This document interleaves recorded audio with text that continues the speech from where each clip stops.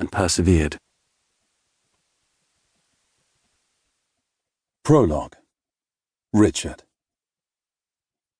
Mine was an easy birth. It was a birth my mother would later tell me was fit for glory, fit for a prince. I was born early, as swift and as keen as a sword. My mother lay down to deliver, and I emerged 3 hours later. The moment I had air in my lungs, I screamed and I screamed, and I kept screaming until the entire court was raw with it. I was the 6th child, the 2nd son still living. I had no right to cry with the entitlement that I did, but I did. I wailed as if the weight of the crown was already upon my head. It was not so with Philip. Philip was born in high summer, just outside of Paris. His mother must have broiled in the birthing chamber as she awaited him, swaddled in sweat-soaked linens, the sun beating at the warped glass of the windows with impatient fists. 8 hours into the ordeal, she was rolled in a blanket, lifted off the bed, and tossed from side to side in a desperate attempt to draw him out. When he was finally tugged into the world, slippery and pale and silent, it took the frantic hands of a physician to rouse him. Even afterwards, or so he described it to me, his voice was thin and reedy, his breaths uneven, and his parents feared he would not survive the winter. But still, it was enough. Philip was no warrior, but something greater. He was a boy, as his father had wished 4 times before, a first son. One day, he would be king. Church bells tolled for the entire week. People danced in the streets. France sang his praises to the heavens themselves. Philip the God-given, he was called. I can only imagine how my father must have laughed at this, ruling from his throne in England, with 3 princes already to his name.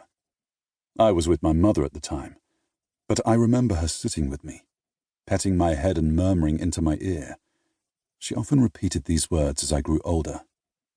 "Richard," she told me, "although this child may become a king and you will not, you must never forget who you are. You are the grandson of an empress, the son of the King of England, and the future Duke of Aquitaine. You yield to no man." I told Philip what she had said years later.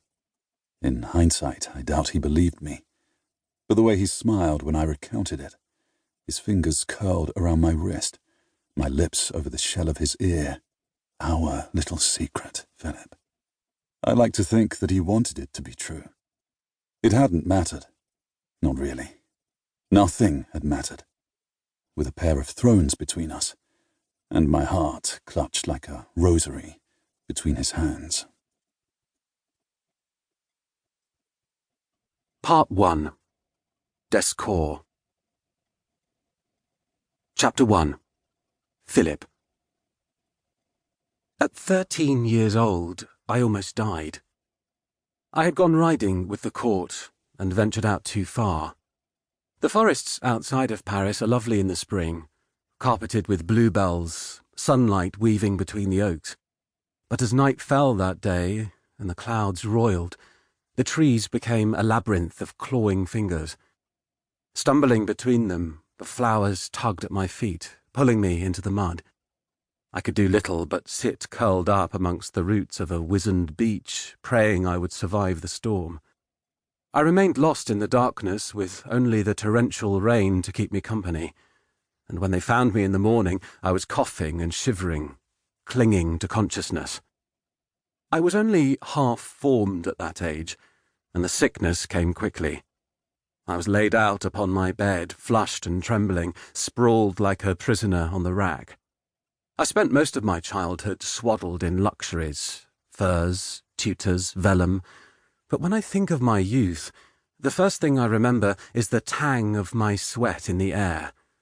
My mother digging her nails into my forearm as she chanted prayers, the bitter taste of herbs, and the fog of fever. I made the perfect picture of a martyr. Outside, the wind shrieked and rattled at the windows in zealous accusation. The foundations of the castle groaned with me. Physicians came and went like visiting pilgrims. They bled me until my pallor became corpse-like, and they argued incessantly over courses.